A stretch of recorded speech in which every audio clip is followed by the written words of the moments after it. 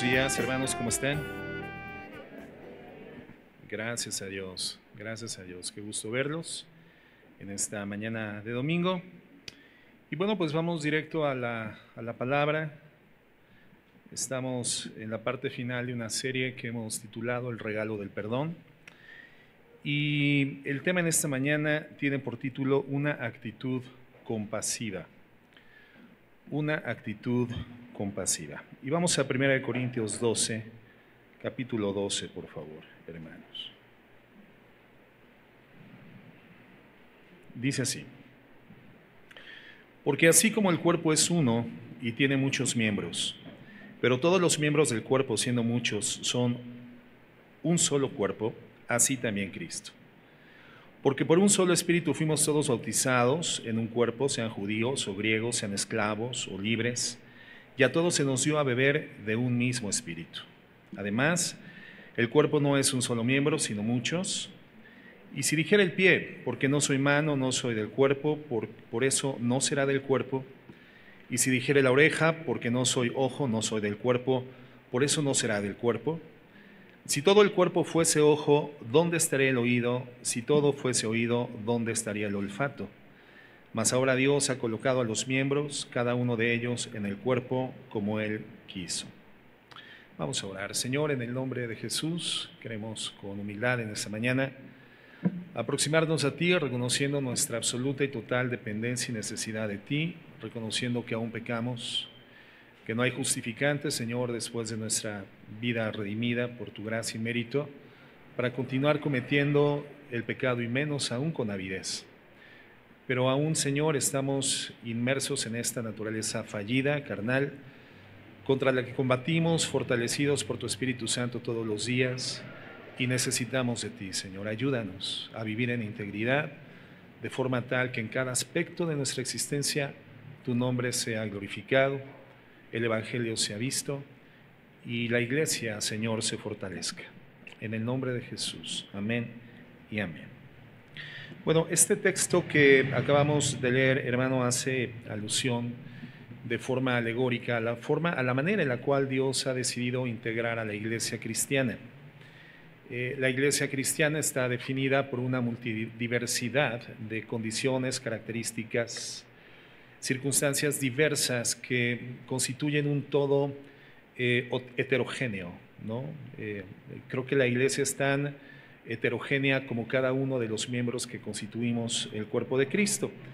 Y la alegoría del cuerpo creo que es muy buena, sin duda alguna es excelente, porque nos permite identificar cómo los miembros diversos de un cuerpo, los cuales son diferentes los unos de los otros en forma y en función, finalmente se encuentran debidamente vinculados y coyuntados para darle movilidad y funcionalidad al cuerpo.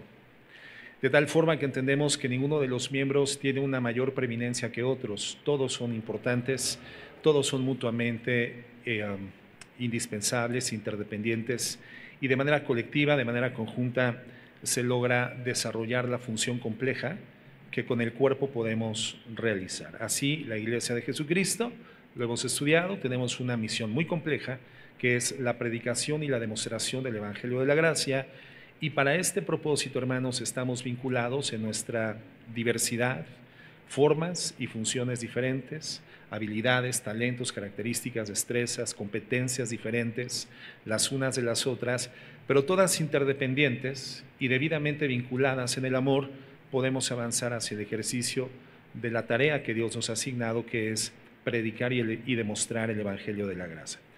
Entonces, quiero hablar de un componente que es esencial, que tiene que ser parte de la iglesia para que la vida en el cuerpo de Cristo, hermanos, fluya, se desarrolle correctamente, para que podamos ser lo que Dios quiere que seamos. Y esa actitud, hermanos, es la compasión, la compasión. Por eso está dentro del marco del regalo del perdón, una evidencia de que hemos sido perdonados por Cristo y que hoy podemos dar de gracia ese perdón que hemos recibido de Él, es precisamente una actitud compasiva.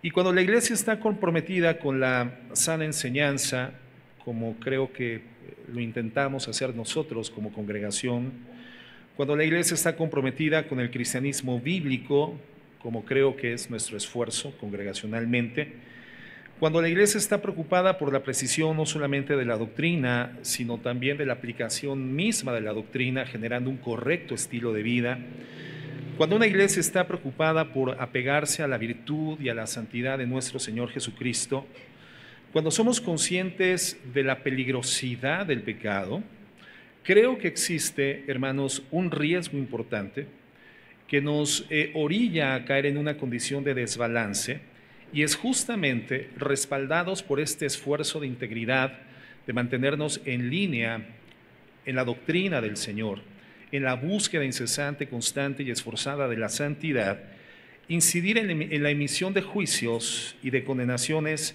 hacia las personas que están luchando con su carnalidad y que forman parte de la iglesia cristiana, que forman parte de la iglesia redimida.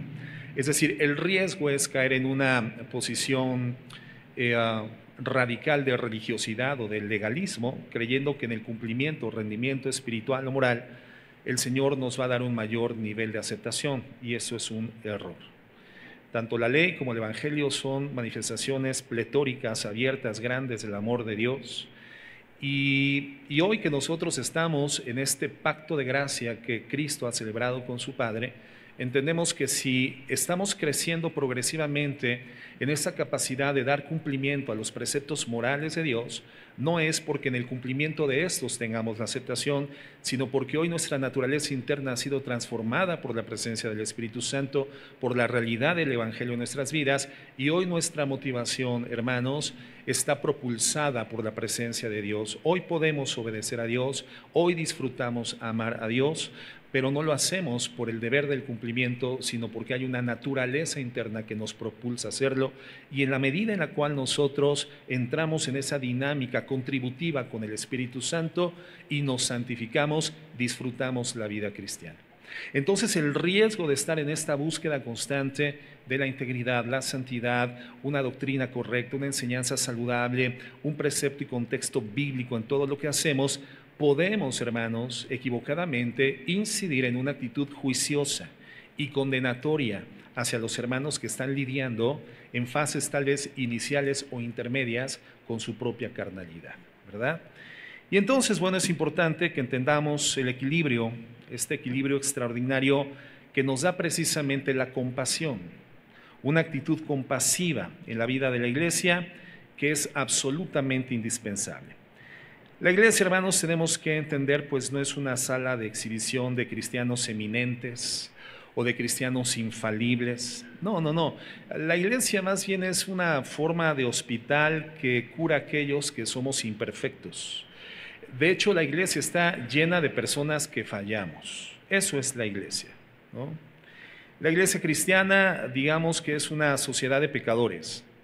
Y es la única sociedad en el mundo en donde la membresía o el acceso está disponible solamente para aquellos que no estamos calificados. Eso es la iglesia. Gente consciente de su condición pecaminosa y por lo tanto también consciente de su absoluta e inevitable dependencia de Jesucristo para poder ir más allá de sus debilidades pecaminosas. Pero la realidad es que no estamos por nosotros mismos calificados, ni siquiera para nombrar el nombre de Jesucristo, hermanos. No estamos calificados para ser parte de su iglesia, y precisamente eso es lo que nos califica para estar dentro de ella. Cuando reconocemos que no cubrimos el estándar, que no damos la talla, no damos el peso, no llegamos a la medida, el reconocimiento de nuestra dependencia de Cristo para que Él haga por nosotros lo que no podemos hacer por nosotros mismos. Eso es lo que nos califica, hermanos, para poder estar dentro de la iglesia. Personas que somos conscientes de nuestra humana debilidad, nuestras condiciones falibles, nuestras condiciones defectuosas, las insuficiencias, las insolvencias, pero que entiende entonces también la necesidad de depender de Cristo a fin de que su poder se perfeccione en nuestra debilidad y no quedemos secuestrados por nuestras debilidades, sino que Dios nos lleve más allá de esas condiciones limitadas de nuestra humanidad. Pero entonces entendemos, hermanos, que la iglesia es una entidad orgánica que tiene problemas. Es natural que en la congregación hayan problemas. Es algo así como, y este ejemplo ya lo hemos dado en el pasado, como cuando tú enciendes la luz de la cocina, hay ciertos insectos que corren y se esconden, como las cucarachas, ¿verdad? Pero hay otros insectos que son atraídos por la luz. Eso es una analogía. Las moscas son atraídas por la luz, los mosquitos son atraídas por la luz, las palomillas son atraídos por la luz, ¿no? Estos insectos que eventualmente aquí en el campo, en Michoacán, hay, que les llaman chombos, ¿verdad?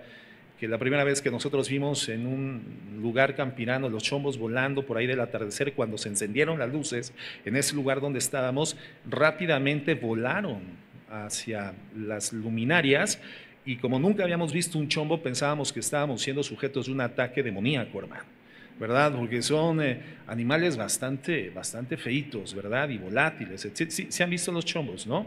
Bueno, en esta analogía, pues los insectos somos nosotros, hermanos. Los chombos somos nosotros, los pecadores. ¿Y la luz qué es? La luz es la palabra de Dios. La luz es el mensaje del Evangelio. Y la palabra atrae a pecadores que estamos buscando esperanza. Atrae a pecadores que somos conscientes de nuestra condición insalvable, que hoy somos enteramente conscientes de nuestras insuficiencias y de que jamás existirá por nosotros mismos una condición de virtud que nos permita ser acreedores o ser merecedores de la redención que solamente la gracia de Dios en Cristo nos puede dar. Entonces entendemos, hermanos, que somos una sociedad de esos pecadores y cada pecador con problemas específicos, con problemas particulares. Alguien dijo que si estás buscando una iglesia en la que no hayan problemas y la llegas a encontrar, no vayas para allá, porque entonces van a comenzar a tener problemas en esa congregación, ¿verdad? Entonces no existe una iglesia sin problemas a menos de que sea una iglesia sin gente. La gente tiene problemas y por lo tanto la iglesia tiene problemas. Luchamos, por ejemplo, aquí en la congregación todo el tiempo con problemas, todo el tiempo con problemas. Hoy en la mañana yo venía con una actitud muy animosa, ¿verdad? Tuvimos nuestro devocional de servidores, iniciamos algunas actividades previas al servicio y entonces se aproxima a mí un hermano y fue portavoz no de una buena noticia e inmediatamente yo sentí una carga en mi alma, en mi corazón, porque me estaba exponiendo a una circunstancia problemática al interior de una condición familiar en la congregación. Pero ese es el día a día, ese es el común denominador de la vida eclesiástica. La iglesia está integrada por personas con problemas en diversos procesos de crecimiento espiritual. Por lo tanto, hermanos, sería una perspectiva utópica, una irrealidad considerar formar parte de una iglesia que no tenga complejidades, que no tenga complicaciones, que no tenga problemas. Ninguna iglesia podría afirmar que es perfecta absolutamente en ningún nivel de interacción humana. Entonces, lo que tenemos que entender que lo que Dios está ocupado en hacer en nuestras vidas es darnos dirección, es guiarnos por un camino que garantice el crecimiento espiritual y el desarrollo de su semejanza en nuestros corazones. Pero Dios no está ocupado en hacernos personas infalibles, porque eso es una irrealidad. Mientras estemos al interior de esta condición humana, falible, caída, aún en estado redimido, hermanos, vamos a ser una fuente de problemas en nuestra vida personal, en nuestra vida familiar, en la vida eclesiástica y en general en la comunidad. Entonces, Dios no pretende que seamos infalibles, Dios pretende que nos santifiquemos a través de poner en práctica, en obediencia, los preceptos de su palabra por el poder del Espíritu Santo, motivados por el Espíritu Santo en nuestras vidas. Creo que va a ser hasta que estemos en casa con el Señor, cuando seremos libres de la presencia del pecado. Y justamente el pecado, hermanos, es lo que nos hace ser falibles. El pecado es lo que nos hace fallar. Entonces, antes de que eso suceda, vamos a continuar teniendo problemas. La iglesia tiene problemas. Hay personas que integran la iglesia con problemas. Vamos a pasar tiempo entonces tratando con personas problemáticas. Nosotros mismos, cada uno de nosotros, formamos parte de esa entidad orgánica, de esa sociedad de personas con problemas, todos. Puedes voltear a ver a tu hermano, ¿verdad? A la izquierda, a la derecha, y dile, hermano, tengo problemas. Y contéstale, pues no eres el único, ¿verdad? Bienvenido, bienvenido a la realidad. Creo que la vida de la iglesia bueno, ya se quedaron platicando de sus problemas, hermanos, ¿verdad? Ya, retornemos, ¿verdad?, a la enseñanza. Creo que una forma de entender la iglesia es cuando la comparamos con una familia, donde alguno de nuestros hijos puede ser más problemático o más demandante que el otro, ¿no? O que el resto de nuestros hijos. Hijos que por su personalidad demandan más en el proceso de la crianza. En cambio, hay otros hijos que se someten más dinámicamente y no demandan tanto tiempo y tanta energía de los papás. Esto lo puede verificar cualquier pareja de padres que tuvieron 2 hijos o más. En mi caso, ¿verdad? Bueno, tuvimos una sola hija, mi hija Valeria, y pues en ese sentido tuvimos todas las experiencias con una sola hija. Por eso Dios nos dio una sola hija nada más. Él sabía que no podríamos soportar más. Pero sucede esto, ¿no? Te topas con la realidad de que al igual que en una familia, en una congregación, hay personas más demandantes. Hay personas más conflictuantes, hay personas con problemáticas más agudas o más profundas que demandan más tiempo, más dedicación, más esfuerzo. Entonces, de hecho, eso es una realidad en cualquier tipo de relación que sostengamos en la vida. Van a haber esas personas que colocan demandas fuertes en el liderazgo de la congregación, demandas intensas en el pueblo de Dios para trabajar con ellos porque son personas que suelen pelear. Son personas que suelen friccionar, son personas que suelen resistirse mucho ante las direcciones y las instrucciones del Señor. Y que en algún sentido, igualmente, eso es una naturaleza propia de una fase inicial o intermedia del crecimiento espiritual. Ahora, quiero que hagamos un ejercicio de categorización de estas complejidades representadas por las personas que integramos la iglesia. Este ejercicio en algún momento ya lo hemos hecho, pero creo que viene muy bien en el tema. ¿Cómo podríamos categorizar a las personas de una congregación en base al nivel de intensidad de la problemática que experimentan o pueden generar dentro de una iglesia? Bueno, en primer lugar, encontramos a hermanos que fácilmente se desvían. Podríamos llamarlos así, hermanos desviados. ¿Quiénes son estos? Bueno, son las personas que en cierta forma siempre están tratando de permanecer en las orillas, digamos que en las zonas limítrofes, y estamos intentando jalarlos de esas zonas de límite porque evidentemente más allá de las líneas de límite se encuentra una gama diversa de riesgos y de peligros para la vida espiritual. Sin embargo, estas personas corren constantemente hacia esas zonas, hacia esas líneas, digamos hacia la orilla. Son las personas que quieren subirse, sí, pero por la reja en vez de caminar por las escaleras, ¿verdad? Son las personas que quieren estar fuera generalmente de los límites, quieren cruzar la línea. Y entonces de manera regular están violando una u otra disposición, una u otra normativa que delimita el deber ser de la vida eclesiástica y que facilitaría, si todos estuviéramos dentro de ese ámbito limitado por el deber ser, facilitaría el caminar y el cumplimiento de la obra eclesiástica. Pero ese tipo de personas, hermanos cristianos que suelen desviarse, nunca están en la línea en la que la mayoría va, o en la línea que el liderazgo guiado por el Espíritu Santo en la palabra va determinando. Nunca realmente están involucrados, digámoslo así, con la perspectiva espiritual de la vida de la iglesia. Continuamente están cumpliendo con cosas que están fuera del deber ser. Suelen ser personas no fieles en el servicio, son personas que no son contributivas en lo físico, no son contributivas tampoco en lo económico y tienden algunas veces a ser flojos, a ser apáticos y pueden llegar a ser desordenados. Personas apáticas, indiferentes y algunas veces incluso pueden ser contenciosos.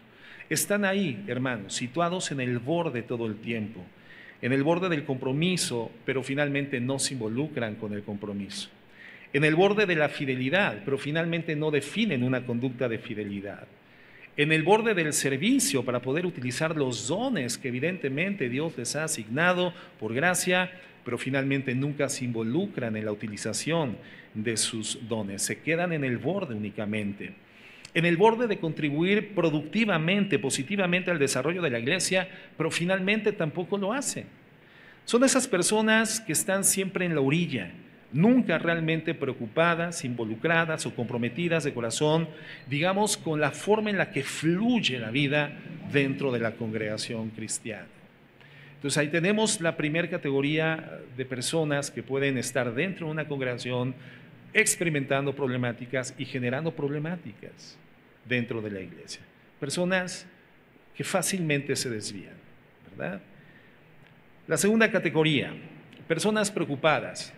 Y yo sí les pido que permitamos que el Espíritu Santo nos hable, ¿verdad? Y nos ayude a identificar si estamos en una o en otra categoría o si definitivamente no formamos parte de ninguna de estas categorías, ¿no? La segunda serían las personas preocupadas, las personas preocupadas. ¿Quiénes son estas? Bueno, son personas que suelen no tomar riesgos porque básicamente son controladas por el temor. Temor de no ser amados, temor de que puedan fallar, temor al fracaso, temor porque los problemas puedan surgir, porque hayan consecuencias y no tienen en mente de forma consciente que su temor que los limita a actuar en sí va a generar inequívocamente también consecuencias en contra de sus vidas. Entonces, si el primer grupo, el de los que se desvían, siempre están en el límite, digamos que este segundo grupo siempre se queda en el medio. Son limitados por el temor, son limitados por una falta de valentía. Son personas que piensan que la valentía es la ausencia de cobardía, es la ausencia de miedo. Y bueno, sí, la valentía es la ausencia de cobardía, pero no es la ausencia de miedo. La valentía es la persona o es la cualidad de la persona que a pesar del miedo o el temor sigue adelante, no dejándose drenar ni secuestrar por aquello que genera incertidumbre o miedo en su vida. El valiente no es el que no tiene miedo, sino aquel que no se deja gobernar por el miedo. Y entonces estas personas que hemos definido como preocupadas están siempre en el miedo, porque están en el medio, porque están siendo controladas continuamente por sus preocupaciones, por sus temores y por el miedo. Pueden pensar en muchas razones por las que nunca van a tener éxito y esas razones pesan más que su deseo de tener éxito o su deseo de emprender algún proyecto. Son personas que generalmente no tienen sentido de aventura, ¿verdad? No son aventureros. Son personas que odian el cambio. Son personas que les gusta estar manteniendo el status quo de las cosas y un cambio en su estado de condiciones de aparente bienestar les genera preocupación. Entonces son personas que se resisten al cambio. Temen a lo desconocido, se preocupan por las consecuencias de todo. Los problemas de la vida generalmente son más de los que ellas pueden soportar y precisamente por eso están constantemente atemorizados y constantemente emitiendo quejas de las condiciones de su medio ambiente. Entonces, generalmente viven asustados, con alguna frecuencia deprimidos. Entonces, bueno, digamos que estos son los preocupados, los amedrentados. Entonces, bueno, vamos avanzando en la categoría. Ya hablamos de los desviados, los que están siempre en la línea, no se involucran, generan problemas, suelen ser contenciosos, ¿verdad? Y como nunca se involucran, siempre más bien tienden a la crítica, es más fácil ver los toros detrás de la barrera que estar en el ruedo. Entonces, el que ve cómo hace su pase de derecha o el remate de izquierda el torero desde la banca, es fácil decir, se equivocó en la técnica, es que no movió el capote, es que no hizo bien el pase, es que no se quitó a tiempo, por eso lo cogió el toro y por eso le dio una buena revolcada, se lo merecía el torero, ¿verdad? Porque tú estás desde la barrera, del otro lado. Esos son los que se desvían, suelen criticar porque no están involucrados con nada. Los preocupados están más bien en el medio, pero están siempre dominados por sus temores. Y esos temores no les permite igualmente ser proactivos dentro de una congregación. Hermano, ¿por qué no sirves al Señor? Ay, es que no sé si vaya a tener tiempo. ¿Por qué no te involucras en un ministerio? No, es que no sé si pueda lograr el rendimiento. Es que tendría que estudiar de escuela bíblica y no sé si todos los domingos puede estar desde temprano en la congregación. Es que tengo tantas ocupaciones en casa que no sé si lo podría sacar adelante. Entonces, están en el medio. Están dentro, pero igualmente, hermanos, no son, digamos, muy proactivos. La tercera categoría son las personas espiritualmente débiles. Espiritualmente débiles. ¿Quiénes son? Bueno, personas, digamos, que languidecen espiritualmente ante las tentaciones, los avatares de la vida. son quienes han cedido a la tentación, son las personas que han caído en el pecado y que tratan de levantarse. Eventualmente quieren quitarse el polvo del cuerpo y entrar nuevamente en el flujo de la vida de la iglesia, pero parecen ser tan vulnerables debido a esos hábitos antiguos, a las malas influencias, a las inercias que no han detenido en su vida, y debido a su propia debilidad espiritual vuelven a caer. Digamos que son personas que están reincidentemente en la misma dinámica, en el mismo círculo, y no rompen con esta dinámica viciosa.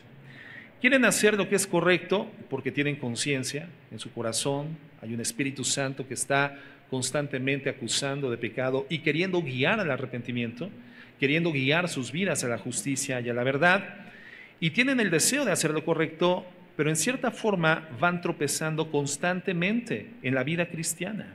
Se levantan, avanzan 3 pasos, retroceden 2 pasos, a veces solamente avanzan 2 pasos y retroceden 3 pasos, y por lo tanto no se percibe un crecimiento en la línea de santificación en sus vidas. Son las personas que fácilmente echan a perder su testimonio, no validan, no valoran la importancia del testimonio porque han dejado de entender o han dejado de ser conscientes de que no es su propia honra la que ellos llevan a cuestas, sino la honra de Cristo la que ellos representan. Entonces pierden sensibilidad sobre el peso, el valor y la importancia del testimonio, y ocasionalmente suelen ser una deshonra real hacia el Señor. Simplemente son débiles, son susceptibles a la tentación y a patrones de pecado. Entonces, bueno, ¿dónde vamos o en dónde estamos de acuerdo a nuestra categorización? En cuarto lugar, los cansados.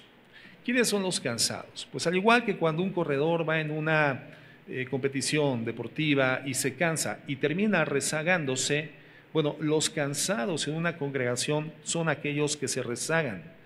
Los que no se pueden concentrar generalmente son las personas que lo que hacen, lo hacen arrastrando los pies, como apesadumbrados, como jalando una pesada carga.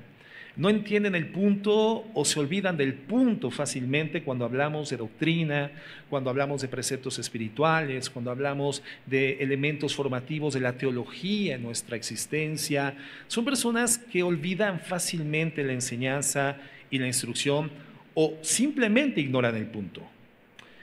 Nunca parecen acelerar el ritmo, nunca alcanzan al grupo y no se mueven al paso que el resto de la gente, hermano, se está moviendo. Expresan por qué nunca van a cambiar, y al final nos damos cuenta de que es una determinación personal el resistirse al cambio. Y bueno, te das cuenta porque constantemente son personas que están recibiendo el consejo sobre los diversos aspectos de su vida, pero ellos nunca deciden realmente cambiar. Son las personas a las que les dices, bueno, puedes hacer esto, ya lo hice, pero pues no me funcionó, ya lo hice, ya lo intenté de verdad, pero no me funcionó. Bueno, ¿por qué no tratas de tomar un poco de tiempo con el Señor, darle más oportunidad a tu vida devocional? ¿Por qué no meditas en este salmo? Ya lo hice, ya lo leí. ¿Por qué no vas a este pasaje de la Biblia? Ya también lo conozco, pero no pasó nada, no sucedió nada. Bueno, te recomiendo esta serie de predicaciones, ya las escuché y no pasa nada en mi vida. Es decir, es desgastante porque agotan todas tus alternativas, y sigues tratando y tratando y nunca puedes llevarlos a donde ellos necesitan estar espiritualmente. Y entonces esas personas son las personas cansadas, pero también cansan al cuerpo, también debilitan a la iglesia. Y en quinto lugar, los impíos. ¿Quiénes son? Bueno, son personas que simplemente cometen maldad en la iglesia. Son personas que dañan a otros cristianos mediante la calumnia, el chisme, la murmuración. Son personas que son ávidas y saben cómo romper relaciones en la congregación. Son personas que entonces fracturan la unidad del Espíritu en el vínculo de la paz, violan el vínculo de la paz que coyunta la vida de los creyentes. Obviamente, pues no son personas abnegadas, no son personas compasivas, no son personas amorosas, Son personas que dividen amistades, pueden dividir ministerios, pueden dividir relaciones matrimoniales. Son personas que no son amables ni con sus propios hijos, o son hijos desobedientes a los padres. Son personas que contaminan sus propias atmósferas familiares, contaminan a sus esposos, a sus esposas, a sus hijos y simplemente pecan. Impíos. ¿Y qué es la iglesia, hermano? La iglesia es una mezcla de todas estas categorías de personas que necesitamos urgentemente la ayuda y la auxilia del Señor, el auxilio del Espíritu Santo. Que la obra del Evangelio, hermano, vaya continuando en ese proceso de transformar nuestra vida externa, por cuanto ya ha habido una transformación de nuestra condición interna en los méritos de la expiación de Cristo en la cruz del Calvario. La iglesia, hermano, somos una mezcla de todo esto. Ahora tal vez tú digas, pastor, no dijo mi categoría. Bueno, pues al final acércate, ¿verdad? Y coméntamela para que enriquezcamos el sermón, ¿verdad? Pero creo que en términos generales encontramos estas categorías muy bien definidas y que en algún sentido todos, o de manera temporal o permanente, nos hemos instalado en una de estas categorías. Y creo que es muy importante que seamos honestos, que seamos reflexivos, y porque el identificar realmente la condición y posición en la que estamos, a quien beneficia en primer término es a nosotros y por supuesto deriva también en un beneficio para el cuerpo. Digamos que en general este es el estándar para entrar a la iglesia de Cristo. Tienes que ser un pecador, pero un pecador arrepentido. Y después del arrepentimiento seguimos lidiando con problemáticas, seguimos lidiando con complejidades. Entonces, asumimos que como iglesia tenemos este problema, los rebeldes, los preocupados, los débiles, los desviados, los cansados, los impíos. Dado esto, pues no nos podría sorprender que hacer que un rebaño sea un rebaño saludable, que crezca, que sea algo que refleje cada vez más nítidamente el carácter de Cristo en términos corporativos, pues realmente es un enorme desafío, hermanos. Es una verdadera complicación. ¿Por qué? Porque todas estas personas necesitan ayuda. Todos dentro de la congregación necesitamos ayuda. Pero nos enfrentamos a otra complicación del medio ambiente cultural en el que se desenvuelvan las comunidades cristianas. Hoy vemos un confluir de métodos dentro de las congregaciones o las iglesias que tienen el único propósito de entretener, hermanos, a la gente que asiste a esos lugares, ¿no? Entretenimiento y toda la promoción y técnicas de mercadotecnia con el único propósito de darle crecimiento numérico y en consecuencia económica a las congregaciones. En esos lugares, bueno, que lamentablemente privan y lamentablemente asignan una mayoría dentro de la sociedad cristiana, creo que en todas las sociedades, en todas las localidades, al menos de Latinoamérica, creo que son aquellas que tienen una más fuerte presencia. En esos lugares, lo que menos les interesa es la salud y el crecimiento espiritual del rebaño, no les importa, el compromiso no está ahí. ¿Cómo haces que la gente crezca en la semejanza a Jesucristo si el propósito de la iglesia es crecer numéricamente y tener economías bollantes que les permita tener una notoriedad en la sociedad a manera de consorcios, industrias o empresas, como si en el éxito empresarial eclesiástico existiese realmente la relevancia que la iglesia tendría que tener en la comunidad y en la sociedad? Entonces, hoy en día es un verdadero desafío, un gran desafío lograr el crecimiento espiritual de una oveja del rebaño del Señor. ¿Cuánto más representa un desafío darle crecimiento corporativo a una congregación, a un rebaño entero del Señor Jesucristo? Miren, conseguir que una multitud sature las sillas de una iglesia podría no ser tan difícil, como sí es muy difícil edificar un discípulo semejante a Jesús. Esa es una situación muy difícil porque tienes a personas en todas estas categorías, en diferentes puntos de su vida personal, y está tratando el líder, los servidores, los pastores, de movilizarlos para llegar a la meta de crecer a la imagen de Cristo y de la manera corporativa más cohesionada posible. Es una dificultad. Entonces las iglesias están gastando todo tipo de recursos en cosas que no son sino puramente externas, oropel, hermano, ornamento externo, superficiales, que no van a cambiar el interior de la vida de la gente. Y cuando la iglesia es cambiada en el interior, bueno, realmente se vuelve una fuerza para el evangelismo y para la justicia dentro de la sociedad. Cuando realmente el cambio se gesta en la condición interna de los miembros de una iglesia por el poder del Espíritu Santo, por el poder del Evangelio y por la instrucción metódicamente dada, ministrada en los preceptos de la palabra de Dios, entonces tenemos una voz moral y una voz espiritual respetable en cualquier comunidad. Pero hoy en día, hermanos, es lo menos frecuente, no es el común denominador. Y esa es la verdadera misión de la iglesia.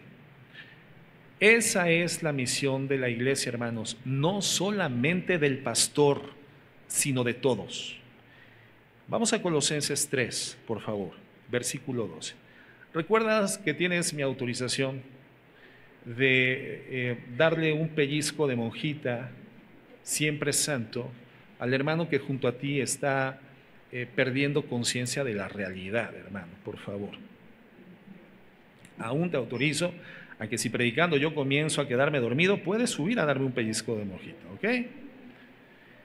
Sí, porque recuerden, venir a la iglesia y quedarnos dormido es la peor forma de intentar descansar y una forma torpe de pretender ser edificado. Te quedas sin fruto. Sales de la congregación diciendo, es que no pasa nada en mi vida cristiana, es que se me olvidó otra categoría, la de los dormilones, ¿verdad? Entonces comentaba que esta es una responsabilidad no solamente de la función pastoral, es una responsabilidad que el Espíritu Santo nos asigna de forma compartida a toda la iglesia. Colosenses 3:12. En ese texto se hace una alusión a todos nosotros, hermanos, porque dice en el versículo 12, vestíos pues como escogidos de Dios, santos y amados. Esos, hermanos, son todos los cristianos, todos los hijos de Dios, todos nosotros somos escogidos. Hemos sido hechos santos por la justicia de Jesucristo, no solamente el pastor. Todos los miembros de una congregación estamos dentro de esta categoría general espiritual. Hoy estamos en condición de escogidos, fuimos escogidos por Dios, ¿verdad?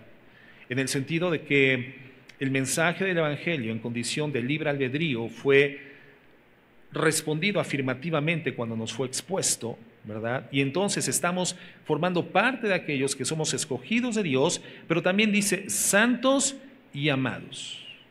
Todos nosotros, hermanos, debemos entonces vestirnos de entrañable misericordia. Todos debemos de vestirnos de entrañable misericordia, no solamente el pastor, todos.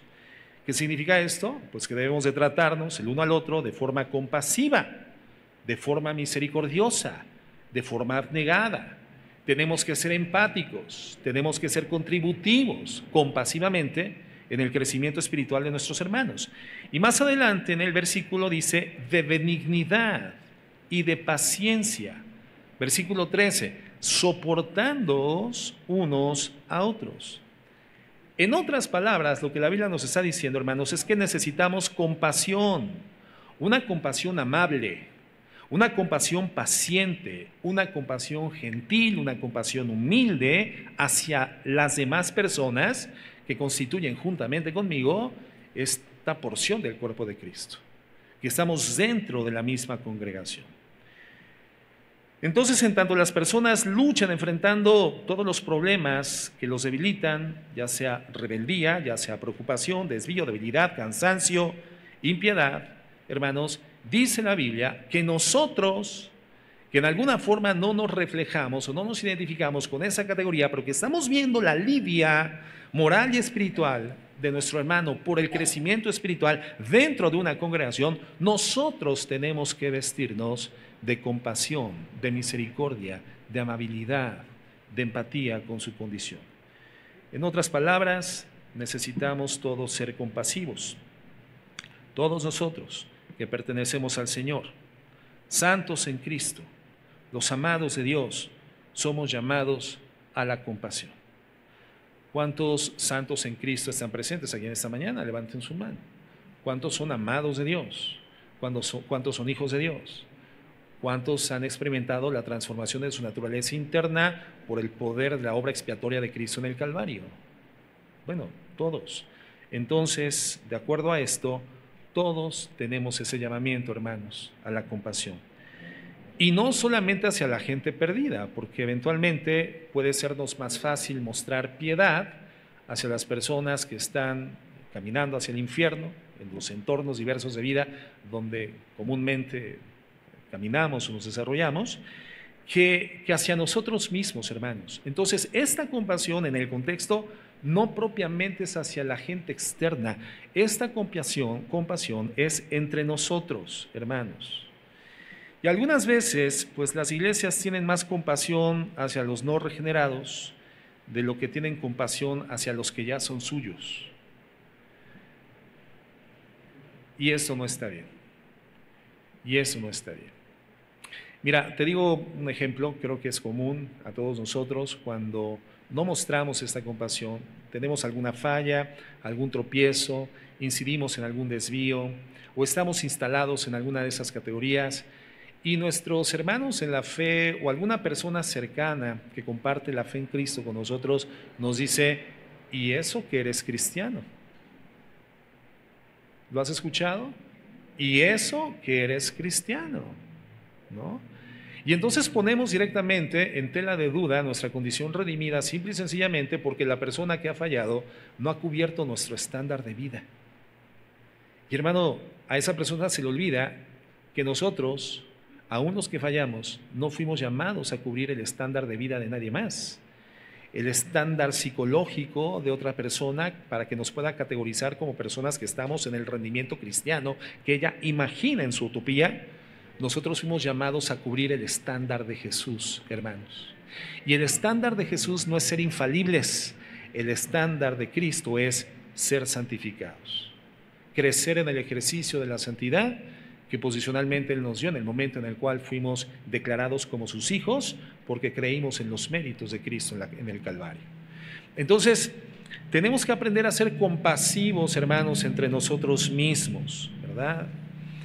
Pero debemos demostrarles amor a todos los seres humanos. Pero la Biblia dice que especialmente a los de la familia de la fe. Entonces, hermanos, debemos de ser compasivos. Primera de Tesalonicenses 5, vamos al verso 12, por favor.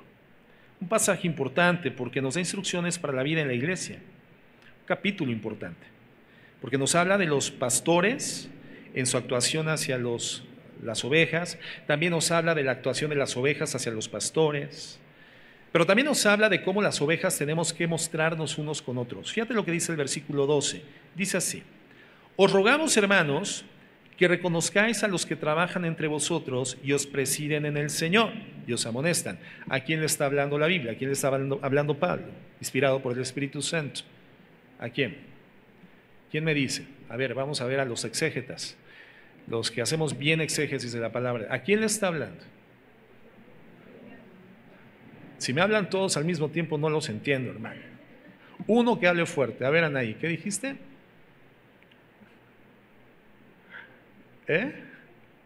Te rajaste, hija. Bueno, ¿quién más? ¿A quién le está hablando? Hermana Marta. ¿Perdón? ¿Nosotros quiénes? A las ovejas, exactamente, hermana. Aquí no le está hablando a los pastores, le está hablando a las ovejas. Y la instrucción es la siguiente: le rogamos ovejas. A ver todos, ve.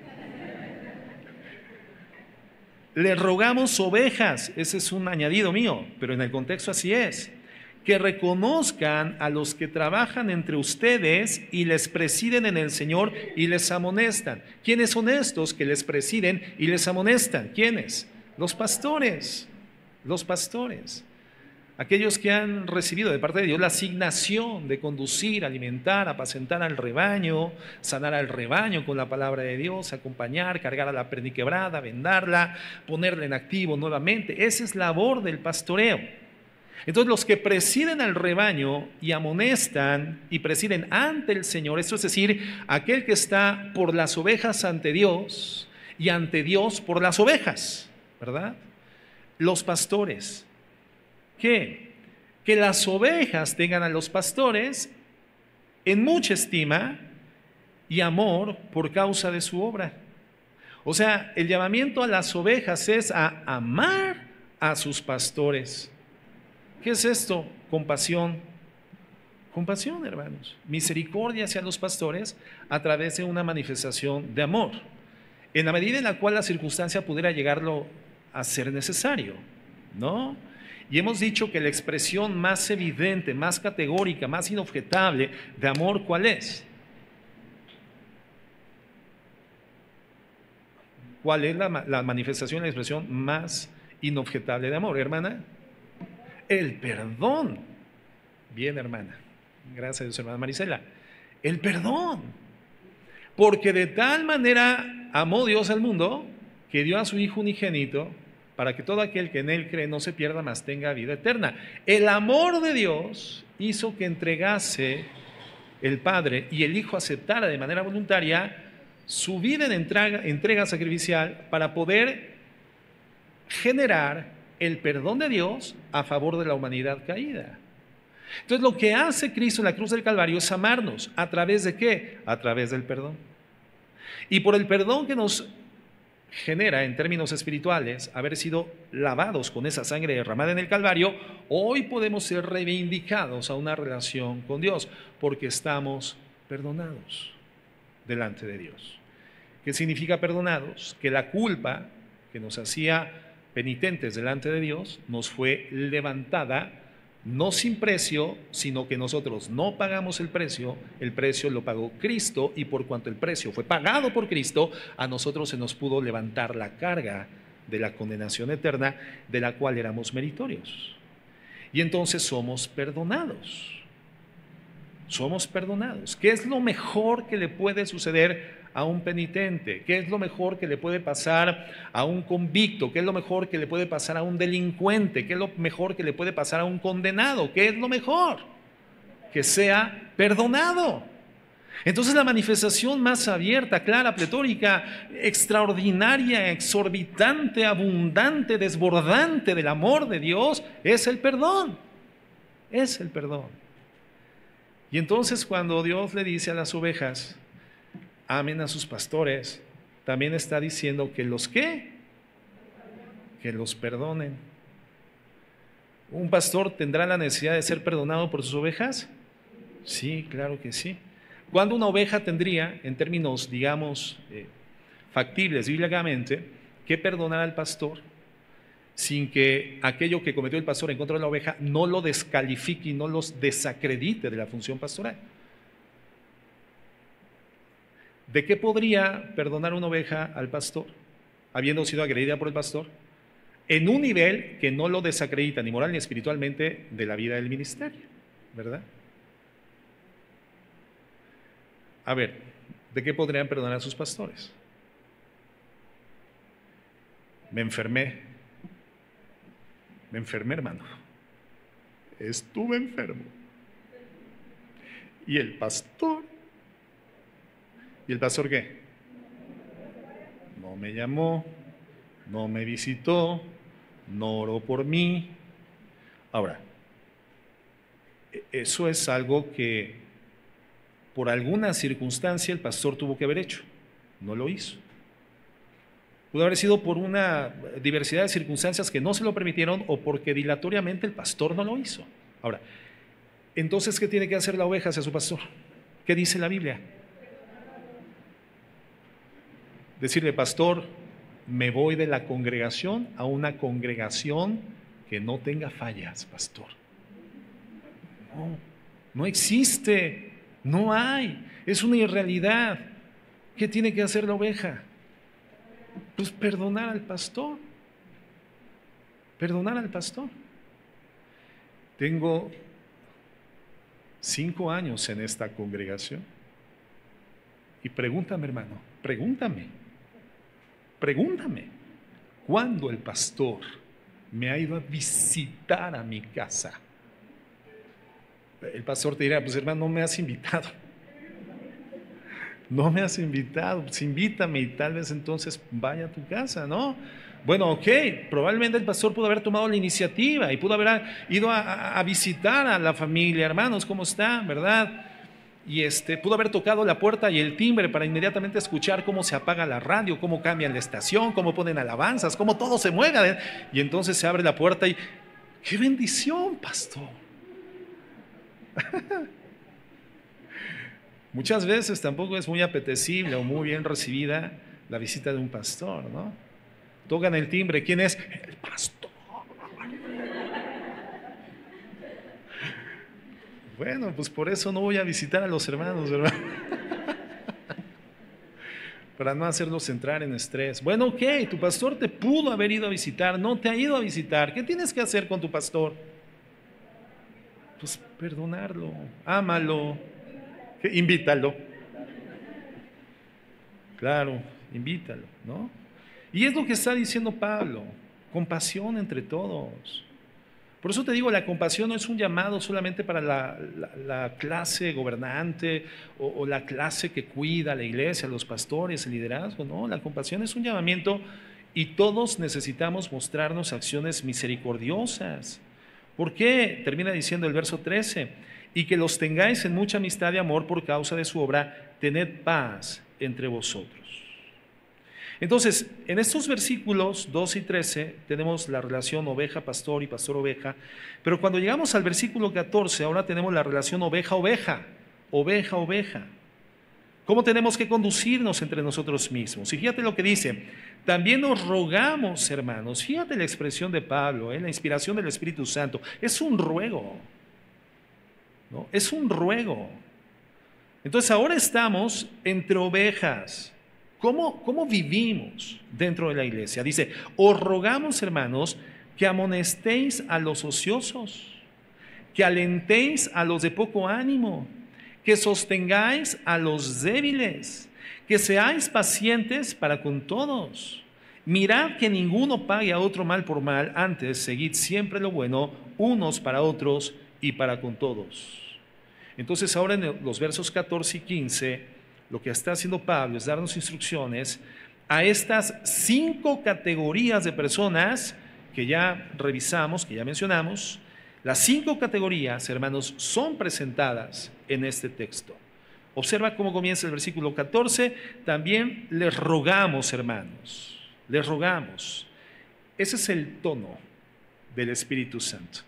Es el tono del contexto. Hay una urgencia que se presenta en forma de ruego. Hay un mandato a las ovejas para que se conduzcan de cierta forma entre ellas mismas. Y esto es compasión entre nosotros. Somos llamados a ser compasivos entre nosotros. Amarnos a través de la compasión. Perdonarnos por compasión. Por lo tanto, la compasión involucra una ineludible e inevitable necesidad de vincularnos los unos con los otros. No solamente de confluir en un día y en un horario específico y creer que eso nos constituye en Iglesia de Cristo. No, la Iglesia de Cristo es constituida cuando el vínculo del amor se gesta por la obra de la redención del Evangelio de la Gracia y quedamos unidos, hermanos, vinculados. Y entonces la vida de la iglesia tendrá que ser una vida de vínculo, una vida de contacto, una vida de frecuencia, una vida de interacción eclesiástica y extraeclesiástica, que dé lugar a la compasión cada ocasión que sea necesaria, por los problemas que tenemos o los problemas que generamos en las múltiples y en las diversidades de las complejidades morales, humanas, mentales, psicológicas, inercias que venimos arrastrando de nuestra vida pasada. Porque ese es un elemento significativo solamente, hermanos, de la vida cristiana. la compasión. La compasión no la encuentras en el trabajo, no la encuentras en la empresa, no la encuentras en los clubes sociales. Cuando tú vas a un club social aquí en la ciudad y ya no tienes para pagar la membresía o la siguiente mensualidad, la administración no es compasiva contigo. Y la compasión, si acaso, se extiende 15 días más. Tiene 15 días para liquidar su membresía. Y si no, pues discúlpeme, le vamos a tener que retirar la credencial. Ya no puede entrar. Oiga, pero aquí adentro están mis amigos. Con ellos nadaba todos los días, jugaba frontenis. Con ellos me acababa las rodillas jugando squash todas las mañanas. ¿Cómo que me deja fuera del estado de convivencia? Pues es que si no paga, no entra. No hay compasión, hermanos, en cualquier agrupación social. Eso es un signo distintivo de la iglesia por causa de la vinculación que por la redención en Cristo el amor genera entre nosotros. Somos llamados a ser compasivos unos con otros, hermanos. Debemos de tratarnos el uno al otro entonces con amabilidad, paciencia, soportándonos unos a otros, en tanto luchamos con nuestras propias debilidades, ¿no? Nuestros propios temores y nuestras propias preocupaciones, en tanto lidiamos con nuestra tendencia a ser rebeldes, hermanos, o a veces hasta vivir sin piedad. En todas esas cosas debemos enfrentarnos de forma amorosa y compasiva. En la Biblia podemos ver en toda su extensión, Antiguo y Nuevo Testamento, estos elementos en el carácter de Dios. Vemos por un lado su justicia y su rectitud, pero al mismo tiempo con una coherencia extraordinaria vemos su misericordia y su gracia hacia la gente que peca contra Él. Por un lado, siempre vemos el estándar de su perfección y de su santidad, pero por el otro lado, Dios es tan paciente, tan tierno, hermanos, y con un corazón tan lleno de misericordia que impresiona. El Antiguo Testamento, hermanos, nos muestra cómo es que Dios trata con su pueblo pecaminoso y no lo consume hasta que finalmente se agota la longanimidad del Señor. Pero antes de esto, el Señor muestra repetidamente su compasión y les advierte y les conmina para que vuelvan al estado de santidad y se aparten de la iniquidad. Hermanos, Dios es santo, es justo, recto en perfección, pero también es compasivo en perfección. Y por supuesto, pues nuestro Dios es nuestro modelo de vida, ¿no? Estamos lejos de serlo en perfección, pero tenemos que avanzar y progresar al modelo de nuestro Señor Jesucristo, y ese es el propósito de nuestra estancia en la tierra, en tanto llegamos a la gloria eterna, poder desarrollar la imagen de Cristo dentro de nuestras vidas. Y una forma eficaz de avanzar en esto es siendo compasivos. ¿Por qué? Porque somos iglesia. ¿Por qué Dios llama a la compasión a los miembros de la congregación? Porque no somos perfectos, porque fallamos, porque nos equivocamos, porque defraudamos, porque aún pecamos, pero estamos redimidos. Y la compasión es una ruta que nos ayuda, nos propulsa al crecimiento espiritual. Al crecimiento espiritual. Entonces podemos mantener el estándar alto y lo vamos a hacer. Ese es el propósito de la iglesia, al menos de esta congregación. Podemos llamar a la gente a una vida justa y santa y lo vamos a continuar haciendo. Pero eso debe de ser igualmente equilibrado con un corazón de compasión, entendiendo la lucha en la que todos nosotros estamos debido a la carne en la que todavía vivimos, en la que moramos. Entonces, somos llamados a ser ¿cómo, hermanos? Compasivos, ¿verdad? Compasivos. Entonces, voltea a ver a tu hermano a la izquierda y a la derecha y dile, me comprometo a ser compasivo contigo, hermano, hermana.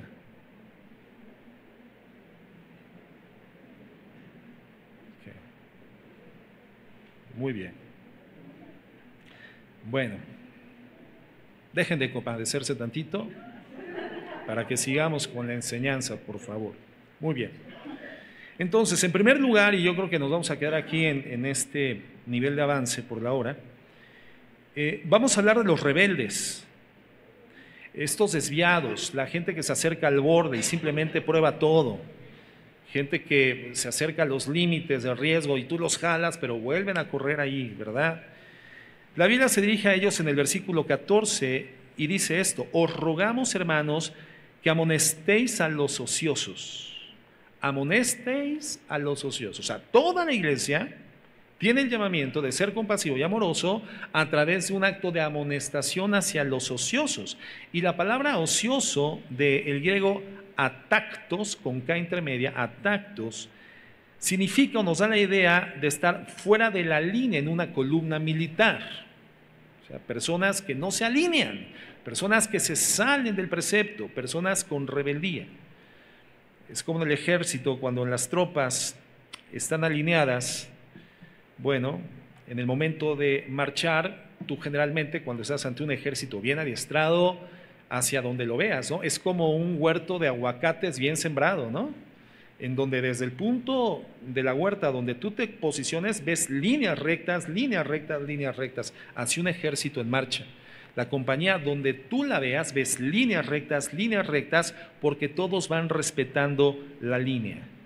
Y cuando hay un soldado fuera de línea, entonces se aplica esta palabra que utiliza la Biblia, ociosos, hermanos. Alguien que tiene una conducta desordenada, alguien que no se alinea, alguien que no encuentra su lugar apropiado en la columna. Podría ser alguien que es demasiado flojo para hacer lo que le toca hacer, alguien que simplemente en su corazón es rebelde, alguien que no le gusta conformarse, o simplemente no quiere involucrarse. Y entonces cualquiera de estas cosas lo hace estar fuera de la línea. ¿Y cómo luce una columna militar cuando un miembro, un soldado, está fuera de la línea? Mal, mal. Una sola persona fuera de la línea, algo que podrá ser un espectáculo asombroso, lo hace discordante, ¿no? Lo hace discordante. En 2 de Tesalonicenses, esta palabra es usada para describir a alguien que es un flojo. Alguien que además de ser flojo se entromete. Y la flojera puede hacer que alguien no esté alineado, hermano, conformándose al grupo mientras el grupo avanza. Puede referirse a una actitud de pereza, de indiferencia, una actitud perezosa, personas que no tienen un interés por involucrarse, cierto tipo de apatía. Pero también se puede referir a una insubordinación general, un acto de insubordinación, o a líderes dentro de las congregaciones que están a cargo de algo y que están fuera de la línea, que constantemente se están insubordinando y encuentran cualquier cantidad de justificantes para hacerlo de la manera en la que ellos creen que tendría que ser hecho, y están fuera de la línea, desviados. Y eso es verdad en la iglesia. Hay personas que están en los límites todo el tiempo, rebeldes, difíciles de poderlos alinear, difícil de llevarlos a que hagan lo que necesitan hacer, no llegan. Personas que vienen los domingos, a veces sí, a veces no, intentan involucrarse con un discipulado, pero al final renuncian con esto, a veces sí, a veces no, que no se comprometen con una vida cristiana, una vida santa, en cierta forma se aferran a esas orillas con una enorme cantidad de apatía y rebeldía en sus corazones. Personas que fácilmente son contenciosas, normalmente no apoyan en sus actividades, no apoyan en ofrendas, son rebeldes, no tienen el compromiso de corazón con lo que está pasando en el ambiente de la iglesia. Son los que calientan las bancas. A ver, toca la tuya, hermana, tendrá que estar fría, ¿eh? Personas que calientan las bancas porque nunca se involucran, simplemente pues no se involucran porque no tienen un compromiso, no han afiliado su habilidad, no han afiliado su don, no han afiliado su talento, no han afiliado su destreza en el juego de la iglesia, por llamarlo así, en la dinámica eclesiástica. No están comprometidos, no les importa la causa. Y miren, como ya lo decía, los que calientan las bancas normalmente se vuelven críticos, se vuelven negativos, normalmente resultan ser críticos de lo que se está haciendo y de los que lo están haciendo, comprometidos con la iglesia. No, es que si yo fuera el edecán, no, es que si yo fuera el maestro, no, es que si yo fuera el pastor, y entonces, ¿y usted qué es? No, nada. Crítico. Por eso, porque la pasividad, hermano, el estar en una condición de estatismo, ¿verdad? Pues te lleva al ocio. Y la Biblia dice que los ociosos tienen que ser amonestados. Dicen que el ocio es la madre de una vida padre. No, no es cierto. No, no es cierto. El ocioso piensa, ¿no?, que está en una vida padre, ¿no? El ocio es la madre de todos los vicios, ¿verdad? Bueno, entonces el ocioso es la persona que está sin compromiso, que es rebelde, las cosas no se hacen como él quiere, entonces mejor no participo, y si participo al final anárquicamente lo hago como yo quiero. O es el pasivo, ¿verdad?, que está viendo cómo están sucediendo las cosas en la iglesia, pero no se involucra, no se compromete, no afilia sus dones, sus talentos y habilidades a la dinámica eclesiástica, y entonces lo único que le resta es criticar. Criticar. Y en el mejor de los casos tiene una mentalidad de audiencia. Es una audiencia, pero no tiene mentalidad de iglesia, porque no está en la dinámica. Ahora, pues esos que lo saquen, pastor, de la congregación, porque tiene razón, son una cosa horrible. No, estamos aprendiendo cómo tratar con esas personas. ¿Cómo tratamos con esas personas? ¿Qué dice el versículo 14? Amonéstalos. Amonéstalos. ¿Qué significa amonestarlos? Del griego nousteo. Significa aconsejar a la luz de las consecuencias futuras. Tú das un consejo a la luz de las consecuencias futuras que va a enfrentar esa persona si no cambia de dirección, si no cambia su actitud, si su autopercepción no varía, si la percepción de la realidad que él tiene sigue estando distorsionada, si continúa siendo una persona desviada, pasiva, crítica, ociosa, fuera de la línea. Amonestar es aconsejar a la luz de las consecuencias. Eso es amonestar. Amonestar es cuando tú te das cuenta que un hermano en la fe está incidiendo en un problema, por ejemplo, de inmoralidad, de pornografía. Hombres, mayormente.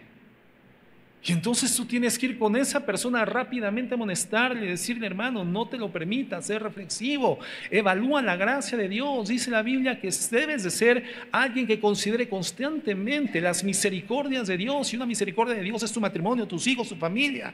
Hermano, tu labor ministerial, tu trabajo, todo esto se va a venir abajo si el Señor, por amor a ti, en algún momento tiene que hacer público tu pecado. Si tu esposa se da cuenta, la vas a destruir.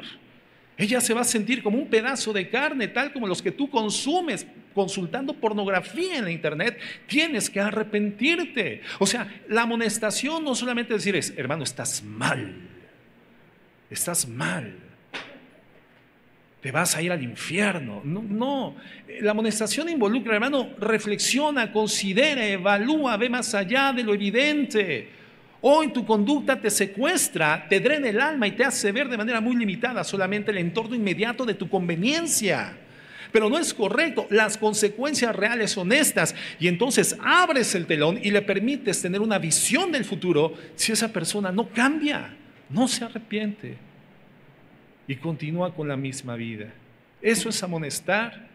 Es aconsejar a la luz de las futuras consecuencias, significa advertir a la luz de lo que viene, y en ese sentido la Biblia nos dice, hagan eso con los ociosos, hagan eso. Un teólogo, hermano, dice que significa darle un sentido a algo, darle a alguien algo de sentido de lo que está haciendo y a dónde va. Dice que demanda cierta cercanía y cierta intimidad. Porque hablamos de iglesia, hablamos de cuerpo, hablamos de miembros coyuntados en el vínculo del amor. Y entonces, para poder amonestar, tú tienes que ser cercano. Y eres cercano porque eres cuerpo, porque eres iglesia. Dice que es acercarse lo suficiente a alguien para darle algo de sentido a su cabeza acerca de su conducta. Es un reconocimiento de que la conducta de alguien necesita ser alterada, no por castigo, sino influenciándolos. Es una palabra positiva, exhortar es una palabra positiva Y lo que usted debe de hacer, dice este teólogo, es que debe de influenciar la mente de aquel a quien usted amonesta. Entonces, ¿qué tenemos que hacer? Enseñarles que el camino por el que van es un camino directamente a la disciplina de Dios, al castigo de Dios.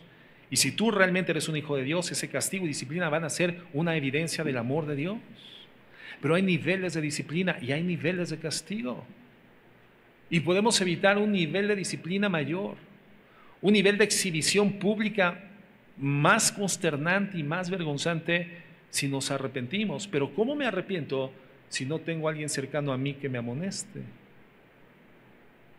Y esa es una tarea de compasión que nos debemos los unos a los otros. Es advertir que el camino que sigue la persona lo aleja de la bendición de Dios. Entonces, amonestar no tiene la idea de ser un juez, no tiene la idea de actuar como un fariseo, no tiene la idea de superioridad en relación a la otra persona para que lo puedas condenar, no. Tiene la idea de venir al lado de la persona para advertirle. En 1 Corintios 4:14, Pablo usa esta misma palabra y dice: no escribo esto para avergonzarlos. Entonces, la amonestación no es para avergonzar a la gente. No escribo esto para avergonzarlos, sino para amonestarlos como a hijos míos amados. Es decir, la meta de la amonestación no es aplastar a la persona. No se trata de ponerle toda la vergüenza en la cabeza, sino, como dice Pablo, como si fueras mi hijo, vengo y te advierto de que hay consecuencias.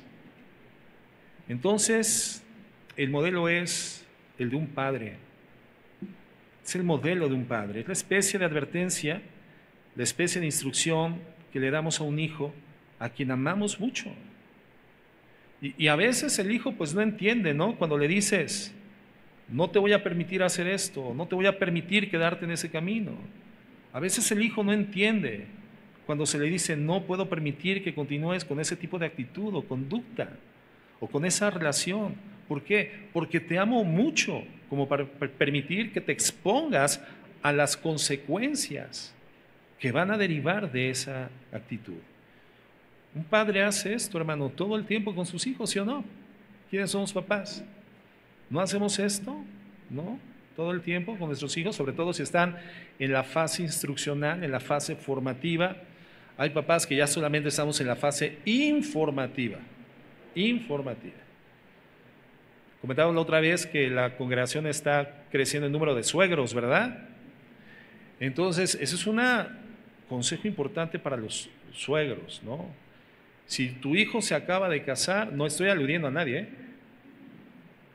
Si tu hijo se acaba de casar, ya salió de la fase formativa, ahora está en una fase informativa. Papá, mamá, tú ya no formas, ahora te toca solo informar. Y parte de la información es cuando tú le dices: hijo, con todo respeto, tengo que decirte, esto que estás haciendo no es correcto. Hay consecuencias, ¿verdad? Cuando tú sabes eso, entonces adviertes motivado por amor. A veces la persona a quien estás advirtiendo pues no lo va a valorar. A veces los hijos no valoran eso de parte de los padres. A veces los cristianos que son rebeldes, que están jugando en el borde todo el tiempo, tampoco van a entender las implicaciones de ese tipo de vida, y tú los debes de advertir, pero motivado por amor. Esa es la amonestación, hermanos. La actitud con la que lo hacemos es importante. La actitud con la que lo hacemos, la motivación con la que lo hacemos es fundamental. En Hechos 20:31 dice el apóstol, dice la palabra de Dios.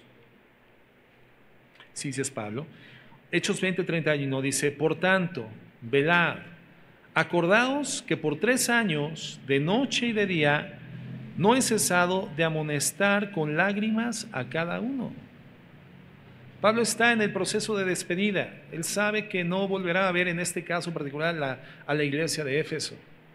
Y entonces hace una reunión, una convocatoria de los ancianos, los pastores que ya estaban asignados a la congregación en Éfeso. Y en esta reunión de despedida, él les dice eso.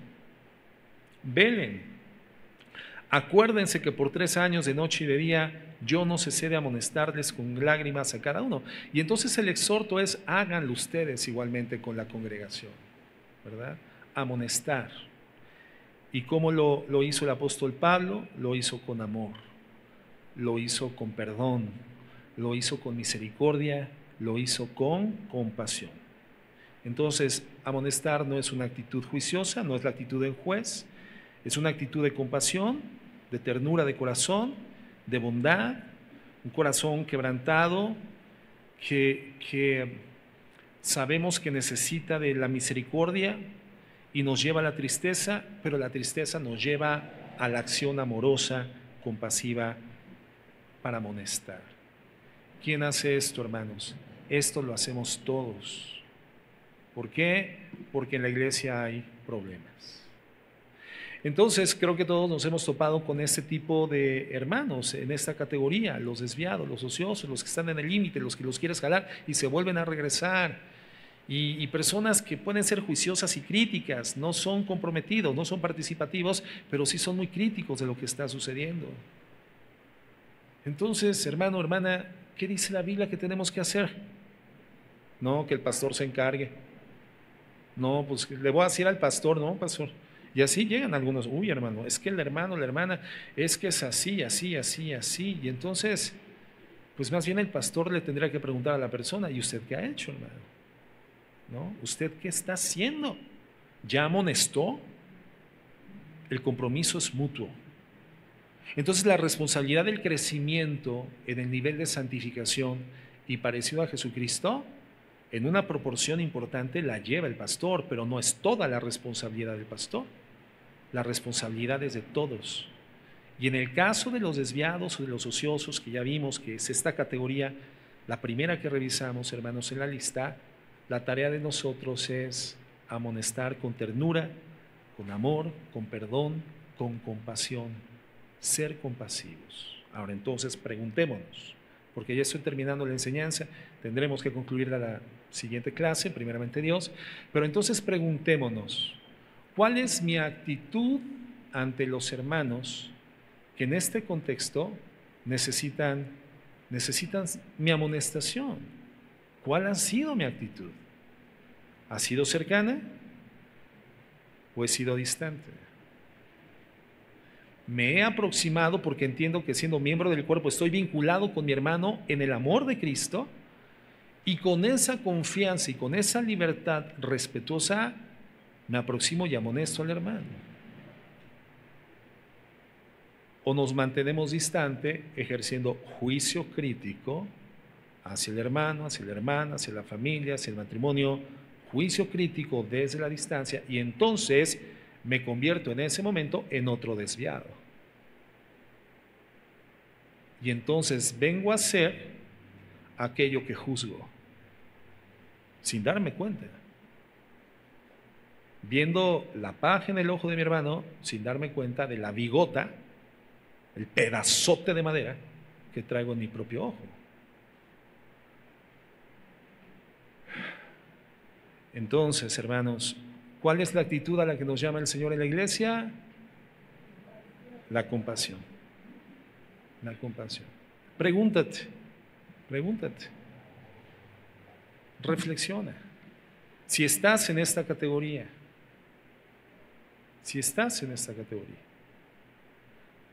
Ahora, pregúntate, si no estás aquí o crees que no estás, ¿qué has hecho por el hermano que tú ya te diste cuenta que está ahí? ¿Qué has hecho? Pregúntate, ¿ahora qué voy a hacer? ¿Qué vas a hacer, hermano? ¿Perdón? Amonestar. ¿Qué es amonestar? Dejarle caer el látigo partiendo. ¿No? ¿Qué es amonestar? Es aconsejar a la luz de las consecuencias futuras. Es una advertencia amorosa a la luz de la palabra de Dios. ¿De quién es el trabajo, hermanos? De todos. De todos. Vamos a continuar con el tema de una actitud compasiva la siguiente semana, si Dios lo permite, Pero valga esto, ¿no? Para reflexionar, para reflexionar. Vamos a orar. Por favor, inclinen sus rostros.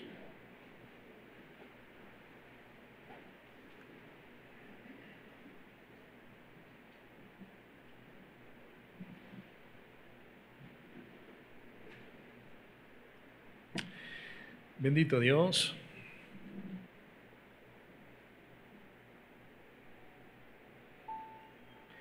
En el nombre de Jesús queremos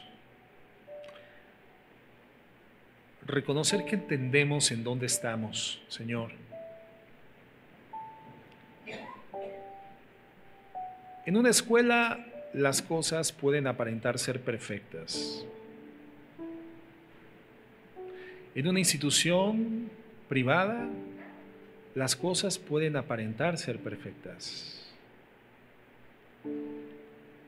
Pero en esta organización, más bien, en este organismo vivo del que formo parte, Señor, la Iglesia de Cristo, las cosas no son perfectas.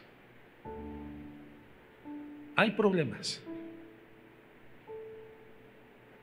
Porque este organismo está integrado por personas que, como yo, seguimos teniendo problemas.